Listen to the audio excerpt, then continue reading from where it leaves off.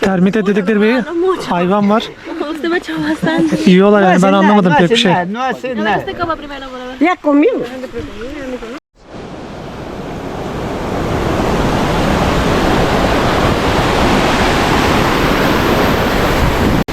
Şurası bayağı iyiymiş. Burası da Aslan Şelalesi. Laguna El Ocanal'a geldik.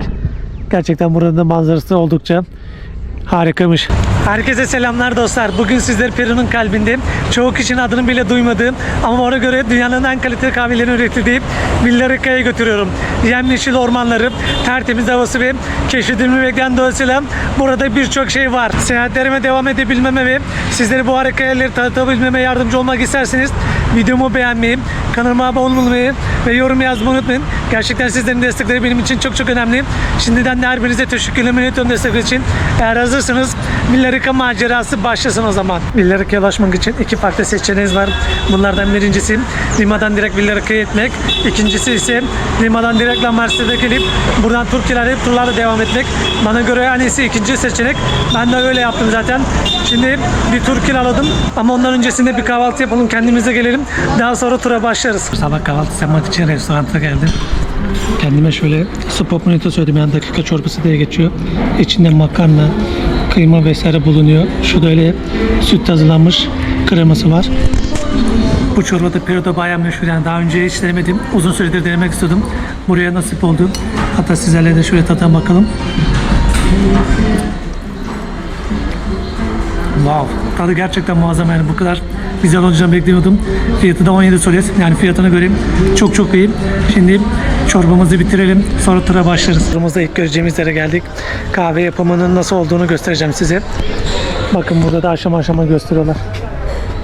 Burada Arabik kahve yapıyorlar. Fransa, İtalya gibi kahve isimleri vermişler. Americano, İtalyano, Canela diyorlar. Bunlar da kahve ağaçları, yani kakao ağaçları. Gerçi daha önce de Satyapa'da kakao bahçelerini görmüştüm, nasıl kuruttukları vesaire. O videoda izlemediyseniz Satyapa videosunu mutlaka izlemenizi tavsiye ederim. Şimdi burada daha detaylı size de gösteririm. Burada yetişen kakaolarla şöyle bir kahve yapmışlar, onu deneyeceğim. Müsaadenizle. Tadı muazzam, yumuşak içimli, hoşuma gitti. Yani bölgede sadece kahve vesaire yetişmiyor. Böyle marmelatlar, reçeller vesaire de satılıyor. Bana diyor. Bakalım tadı nasılmış. Tadı iyi. Şurada da aguamanto, yani Peru'da yine meşhur bir meyve. Bunu da tadına bakalım. Fena değil. Şimdi şurada da manhar dedikleri bir şey var. Onun tadına bakalım. Şöyle bir şey. Bunun tadı güzelmiş. Bakın burada da böyle patatesten Pituca. Pituca. Pituca. Esto no papa. Papa nativa. Ha, papa nativa. Ajá, pituca, papa nativa. Peru'da meşhur olan patates nativa dedikleri patatesten yapılmış. Bunlar da muzdan yapılıyor, yeşil muzlardan. Bakın burada da yine böyle satıyorlar. Encurtido de charapita también hay. Asi. Bakın burada da yine kahveler var. 30 soles diyor. Kahvelerin tadı gerçekten harika. Yine alkoller vesaire de bulunuyor, likorlar. Bayağı bir şey varmış yani.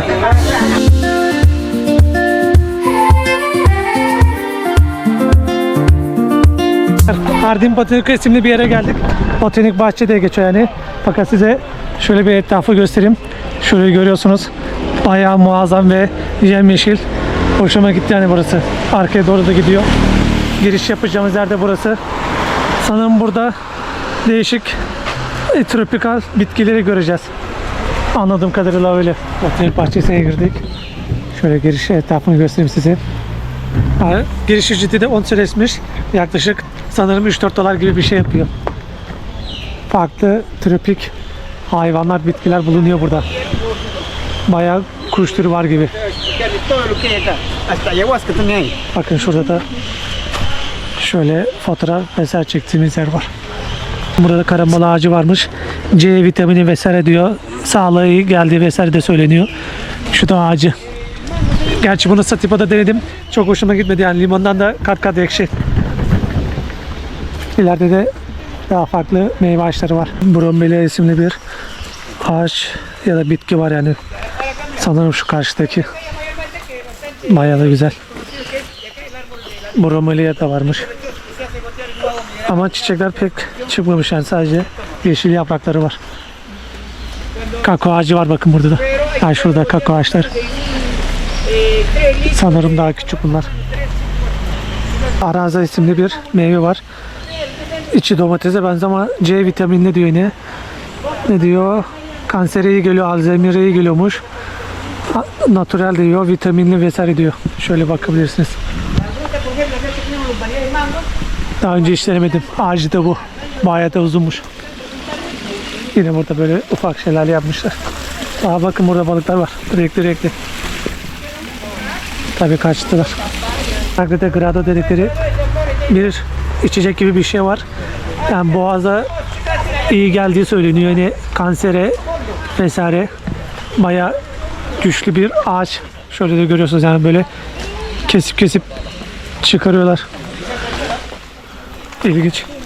Şurada da farklı bir bitki var. Baston del Emperador.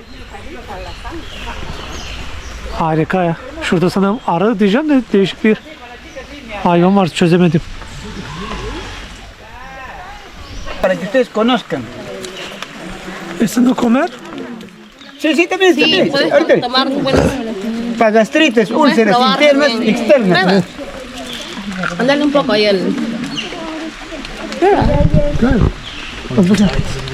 Of, bayağı ekşi dostlar. Acı. Yani iyi değil. Sagrada Grado dedikleri o şeyi denedim. Gerçekten tadı çok iyi değil yani. Bir tuhaf tadı var. Size nasıl tarif edeceğimi de bilmiyorum. Yani çok öyle asitli ve ekşidi. Güzel değildi. Bakın burada yine farklı bitkiler var. Gerçi onun çayını da yaptığını söylüyorlar da tam bilmiyorum. Ben ilk defa gördüm burada. Termite dedikleri bir hayvan var. Usted me echó bastante. Yiyorlar yani, ben anlamadım pek bir şey. No hace nada. Usted coma primero para ver. Ya comió. Ah, ya. Vay canına. Por eso les digo, el dueño lo hizo analizar, tiene 35.8% de proteínas. ¿Por qué no lo pueden comer ustedes, ve? Si se alimenta de puras maderas. Les hago una referencia, una pregunta. Pues lo compramos la Yok carne dostlar, del cerdo, el chancho. bu bana göre değil. Compramos la carne y lo comemos rico, ¿sí o no? Bunlar alışmış ama ben şimdi yersem kesin bana bir şey olur yani. O yüzden risk atmaya gerek yok. Karınca yuvası. Mira, para que Bayağı vean. da bir şey varmış yani. ¿No te pica? Es que está acostumbrado usted. Bakın böyle 3 tane ağacın gövdesine ev yapmışlar. Tarzan afişleri de asmışlar. Bayağı güzel olmuş. Yani buradan da anlayabilirsiniz ağaçlara ne kadar önem verdikleri, koruduklarını. Burasını keşfettiğimizde. Bu da kakao bitkisi. İlk başta böyle büyüyor. Daha sonra bu hale geliyor. Kakao ağacı. La planta de vainilla. Vanilya diyor ama Es la planta. pek anlamadım. Trepando arriba. Decía que echa la rojo le Bakın şurada da yine bir yuva gibi bir şey var. Tabiat ananın heykelini yapmışlar böyle. Doğa açılan kapı gibi bir şey. Burası da son göreceğimiz yerde zaten. Villarica'nın ana meydanına geldik. Şöyle de size etrafı göstereyim. Etrafımız yemyeşil tropikal ormanlarla çevrili. Gerçekten muazzam bir havaya sahip. Aynı zamanda burası da 1920'lerde Avusturya ve Alman göçmen yerleşimciler tarafından kurulduğu söyleniyor. Sadece burası değil, Oxapampa da öyleydi. Gerçi Oxapampa'ya da gitmiştim. Onun da kanalında videosu var. Hafta sonu olduğu için sanırım burada bir etkinlik var. Tabii her yerde de böyle kahve simgesi şeyler yapmışlar. Şu karşıda da kilise gibi bir yer var. Burası aynı zamanda Amazon ve Alp Dağları'nın birleşim noktasında bulunuyor. Deniz seviyesinden de 1450 metre yükseklikte bulunuyor. Bu yüzden de kahve yetiştirmeye çok uygun bir topraklara sahip. Aynı zamanda dediğim gibi tropikal iklim ve serin dağ havası mevcut. Şu anda Eylül ayında olduğu için havada kapalı ve yağmurlu biraz. Cascada El León isimli yere geldik. Yani Türkçesi de Aslan Şelalesi de biliriz. Böyle yemyeşil tropikal ormanların içinde bulunuyor. Şimdi aşağıdan giriş ücreti ödeyeceğiz. Daha sonra içeri gireceğiz. Gerçekten burası beni bayağı etkiledi. Yani bu kadar güzel olacağını beklemiyordum. Ama buraya giriş yolu bayağı zorlu ve tehlikeli. Yani normal tursuz gelmeniz imkansız. İçeriye girdik. Giriş ücreti de 2,5 solesmiş. Yani $1 bile yapmıyor. Fakat Geldiğim yer harika. Şuraya bakar mısınız ya? Bu kadar etkileyeceğini beklemiyordum. Muazzam gerçekten. Yemyeşil, tropikal ormanların içinde gizli bir hazine adeta. Wow. Muazzam muazzam. Aslan Şelalesi'ne geldik. Şu doğanın ihtişamına, güzelliğine bakar mısınız, ne kadar büyüleyici. Şelale de 10 metre yükseklikten düşüyormuş. Tabii şansımıza şu an yağmur sezonu olduğu için suya giremiyoruz. Hem soğuk hem de görüyorsunuz bayağı pis. Bunun da sebebi bölgede çok yoğun şiddetli yağmur yağdığı için yukarıdaki çamur suyu hep buraya geliyor. Bu yüzden de suyun rengi böyle. Yapacak bir şey yok, şansımız artık. Ama yine de bu güzelliği, bu doğa harikasını görmek bayağı iyi oldu yani. Gerçekten burası beni çok çok etkiledi, hoşuma gitti. Şelaleye şimdi köprüden bakacağız. Kuş bakışı gibi düşünebilirsiniz. Şöyle bir köprü. Tabii bayağı yordu benim merdivenler. Wow. Şurası bayağı iyiymiş. Burası da Aslan Şelalesi. Sanırım şu aşağıya iniş yok gibi. Harika değil mi dostlar? Şu an iyi ki gelmişim diyorum yani burayı gördükçe. Sabah biraz tedirgin oldum yağmur vesaire diye. Ama hava da harika. Ortam da harika. Şu geldiğim yere bakar mısınız? Harika gerçekten. Şimdi şelaleye yukarıdan bakacağız. O ilk başta gösterdim. Şelalenin aktığı yere geldim. Şöyle de göstereyim. Wow. Harikamış gerçekten.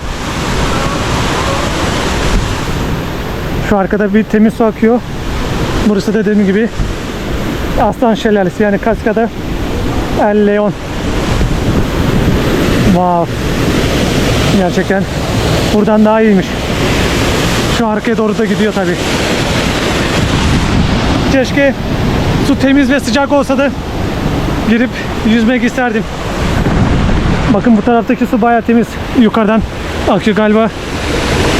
İçme suyu gibi bir şey. Burası aynı Avatar filminin çekildiği ormanlara benziyor. Şu arkaya doğru gidiyor. Gerçekten bu kadar harika olacağını beklemiyordum. Ama beni burada başka bir şey daha şaşırttım. Burada böyle kelebek sürüsü var. Uçmuyorlar da, böyle dokunuyorum. Bayağı ilginç. Renkleri de harika. Tropikal hayvanlar da mevcut hani bu bölgede. Şöyle arkaya doğru gidip size de göstereyim yine. Tabii dikkat edelim. Yağmurlu olduğu için taşlar biraz kayıyor. Şu karşısı da Villarrica. Şimdi kuş bakışı bakabileceğimiz bir yere geldik. Kasabayı buradan daha iyi görüyoruz. Gerçekten ne kadar güzel olduğunu şimdi daha iyi anladım. Villarrica'da bulunan Laguna El Oconal'a geldik. Gerçekten buranın da manzarası oldukça harikamış. Şurada da muazzam bir gün batımı var. Tabi buraya giriş ücretsiz, fakat şu tarz botlarla da tur yapmak isterseniz 10 süresi ödemeniz gerekiyor. Ayrıca o turun içinde de fotoğraf vesaire çektirebiliyorsunuz. Hani hepsini aynı paketin içinde.